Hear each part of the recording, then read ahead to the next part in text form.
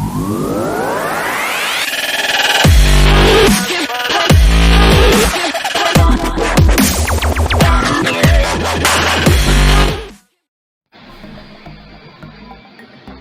welcome back to Intelligent Bishop, and today we will be seeing the game between world number 1 and world number 3, that is Magnus Carlsen and Ding Liren. So let's start without wasting any time. Magnus Carlsen is white and Ding Liren is black. So white plays d4, knight f6, c4, e6, knight f3, d5, knight c3, c6. So this is a standard position of Cambridge spring. So black, as you can see the structure of black, and this was played in Cambridge, and hence it is known as Cambridge Springs. So basically many players play this opening and it is very solid from black side. Even I played this from black, but I unfortunately don't play like Ding Liren. So bishop to g5, and there are two possible moves which are very good. That is bishop to e7, going for Lasker attack, and then queen a5, which I play. So I would like to share a trick in this.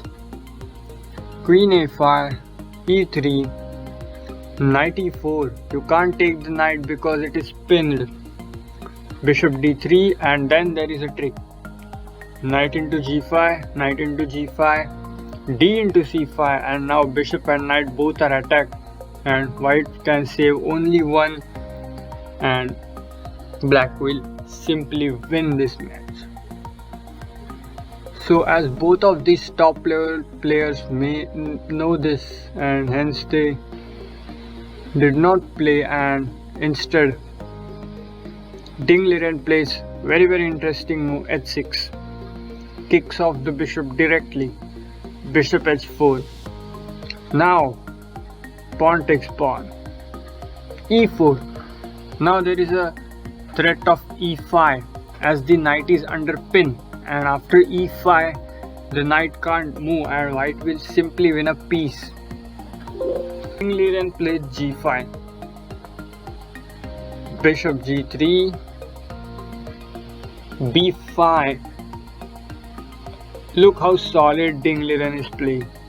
The pawn structure on queen side is very solid, and it is very tough to break. But on the other hand, Magnus Carlsen has the advantage of development. There are 3 pieces which are developed, while black's only 1 piece is developed. Bishop e2. Carlsen simply believes in his development. Black tries to develop, bishop b7, castle. Now king's safety is the most important part of any chess game, and at the top level the person or the player with safer king wins the game in most of the cases. Hence it is very necessary to make the king safe, so white just castled, knight d7. Now black's idea is to play c5 and then attack the pawn on e4. Hence Carlsen plays knight d2, defending the pawn beforehand. Queen b6, attacking the d4 pawn.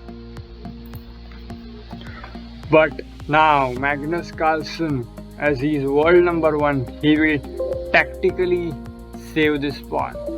Let's see what he plays. He plays a4. Now the idea is, if queen takes d4 is taken, then pawn takes pawn, knight takes pawn, and immediately queen is under attack, as well as knight c7 check, and rook goes, and black cannot defend both of the threats. So Ding Liren knows it, and he plays a6, defends the pawn. e5, Magnus advances in center. Knight d5, knight comes to center.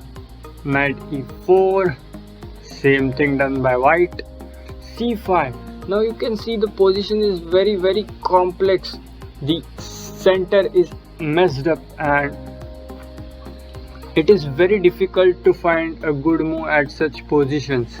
But experience matters and Magnus knows how to simplify this position.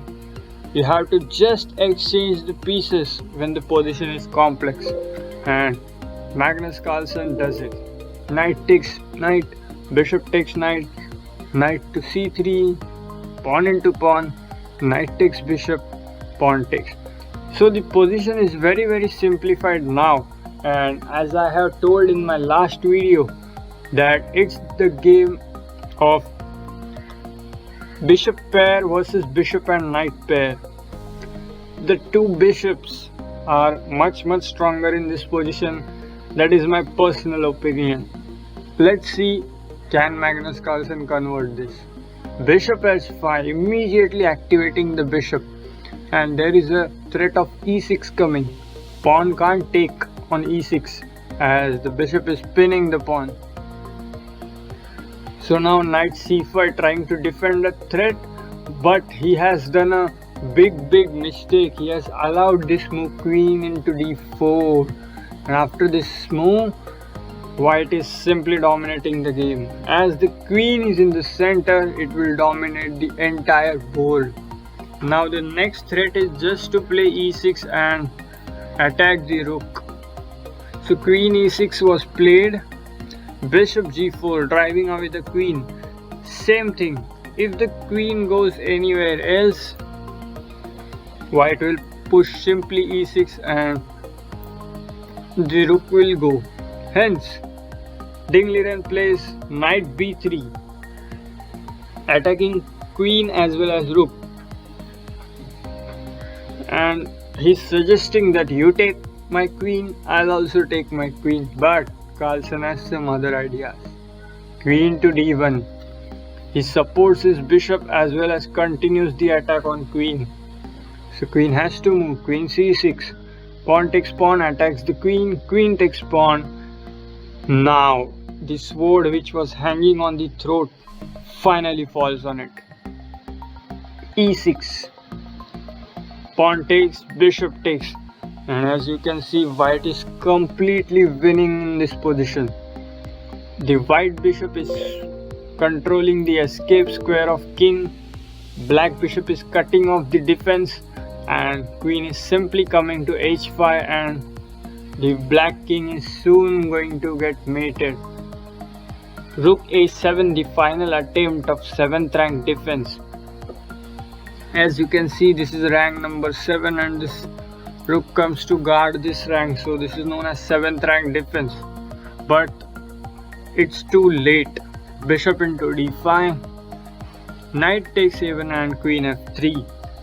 Now as you can see, there are infinite threats that white has generated after queen f3, and Ding Liren simply resigns in this position as bishop c6 check and queen is going, then rook into knight is going, rook e1 check, and black king is getting checkmated in few moves. So there is no way to escape from this position. Ding Liren senses everything and resigns in this position. So I hope you got many things, you learned many things from this video, and the game of Magnus Carlsen has really inspired you. Thank you for watching this video and subscribe to our channel as we will bring the most superb game of Legends of Chess daily. So thanks for watching.